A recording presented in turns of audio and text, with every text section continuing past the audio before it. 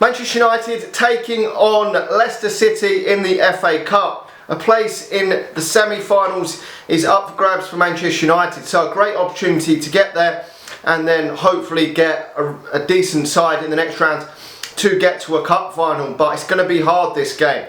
Leicester City are doing well in the Premier League still. They did go out of the Europa League to Slavia Prague, but they're still a decent outfit. They've got a few key players injured, which could help Manchester United maybe slightly, but we've got some key players that could potentially still be out as well. So this is not going to be an easy game for Manchester United. We know that Manchester United have been a bit shit lately in terms of scoring goals and creating enough chances, which is a worry for me. And it might have to be another game where Manchester United have to try and grind out a result in this one. And any sort of win is a good win in the FA Cup, because if you can play well in the FA Cup and get knocked out, and it's all about getting through to the next round.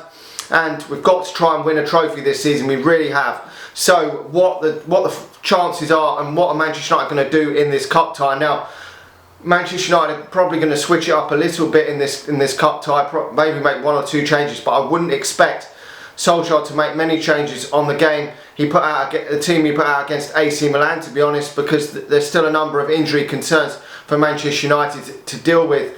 Now, I don't know what the injury situation really is. He said that there's possible returns for certain players, but we've got to see what happens when the team sheet is announced, because he said Cavani was back for the AC Milan game and he didn't even travel with the squad in the end, got injured again in training or something, which is shit for Manchester United. But I don't think he's going to, I've got a feeling he's going to go with David De Gea in goal for this one, but I would keep Dean Henderson's keeping so many clean sheets for Manchester United.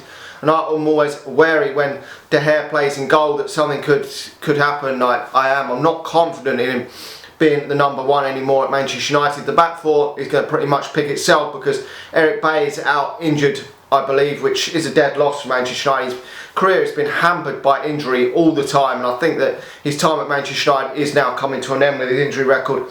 And although Harry Maguire's been slaughtered at times for Manchester United, and Lindelof, who I thought were good in that game, certainly Lindelof was at his best against AC Milan, both of them have been relatively good with terms of injuries, and certainly Maguire hardly ever gets injured, which, when you're reliable like that, you are certainly a good asset to Manchester United, even though they may not be the top players that we've had of yesteryear, like your Vidic and your Ferdinand. At least they are staying fit for Manchester United.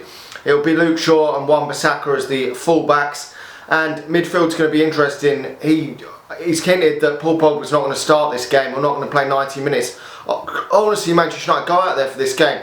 Pogba in alongside McTominay or Fred. It's got to fucking be. Pogba's got to play, but if Rashford doesn't play, it's going to be McTominay and Fred, right? That's what I'm thinking.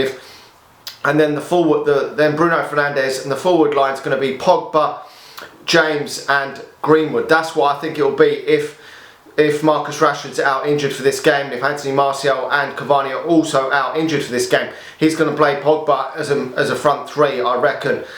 I would personally like to see, if them three are out injured, I would personally like to see Pogba and Fred in midfield as a midfield two, or Pogba and McTominay, as I say. Then obviously Bruno Fernandes in a more attacking position. Then I would like to see Diallo on one side, James on the other hand side, and Greenwood up front. That's what I would go for if Marcus Rashford doesn't recover and the other two are out. Cavani and Martial are out as well. That's what I would go for. Diallo deserves to have another chance at Manchester United in a game. He hasn't played since he scored in the AC Milan game. I think he deserves some more minutes. I do. When we're thin on the ground at this moment in terms of the squad, I just don't understand why he's not giving him a bit more chance. He didn't bring him on against West Ham and against Milan either. So he should be looking to get some more game time, and certainly as the league season comes to its climax, I think he deserves to start maybe a league game, Diallo, because Manchester United haven't got a lot riding on the league now, and these cup competitions have got to be important to Manchester United. But we are thin on the ground. We haven't got a lot of options. We really haven't. We're probably at the likes of Donny van der Beek on the bench. I mean, I doubt he will play from the start. He may come on in the second half, but as I say, he's hinted that Pogba can't play 90 minutes, which that is a concern for Manchester United. It really is, because we just don't seem to have any quality in midfield when we're playing Fred and McTominay. The quality just isn't there. The passing's not there. I mean, it's just not there from Manchester United. Them two are what they are. Fred's just a basic player. It just is what he is. He's not gonna turn into a Rolls Royce Paul Scholes. That just isn't his game. And the same for McTominay. They just aren't Pogba type players. They're not going to create a load of chances. Scott McTominay might score a few goals because he used to be a striker, but they're not going to create the chances that Manchester United need to get them back winning convincingly games of football.